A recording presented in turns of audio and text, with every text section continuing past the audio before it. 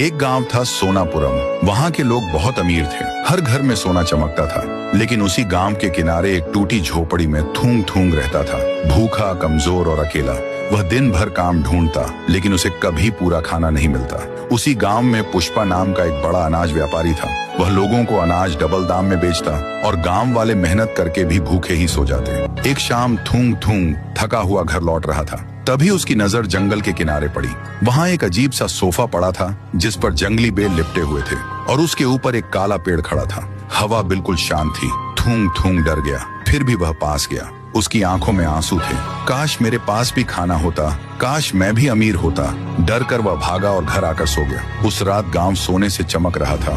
हर घर के बाहर सोना था। अगली सुबह पूरा गांव चमक रहा था। हर घर के बाहर सोना ही सोना था। बर्तन, दीवारें, यहाँ तक कि रास्ते भी सोने के हो गए थे। थूंग थूंग हैरान था, लेकिन सबसे बड़ा चमत्कार उसके घर में हुआ था। उसकी झोपड़ी में अनाज भरा पड़ा था। कई दिनों बाद उसने पेट भरकर खाना खाया।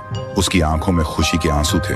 लेकिन उसी समय गांव के बीचों बीच पुष्पा खड़ा था। उसके चेहरे पर डर साफ दिख रहा था, क्योंकि उसके सारे अनाज के गोदाम खाली हो चुके थे। रात होते ही गांव में फिर अजीब सी खामोशी छा गई। थूंग थूंग को वही पेड़ याद आया। वह चुपचाप फिर जंगल की ओर गया। इस बार सोफा गायब था। सिर्फ वो काला पेड़ खड़ा था और उसकी शाखाओं से काले बाल नीचे लटक रहे थे। अचानक पेड़ के अंदर से आवाज आई, जिसने मांगा उसे मिला, जिसने छीना उससे सब छीन लिया। थूंग थूंग कांप गया। अगली सुबह पुष्पा सड़क पर बैठा था, भूखा, अकेला, बिल्कुल थूंग थूंग जैसा। और थूंग थूंग अब गांव का सबसे दयालु इंसान बन चुका था।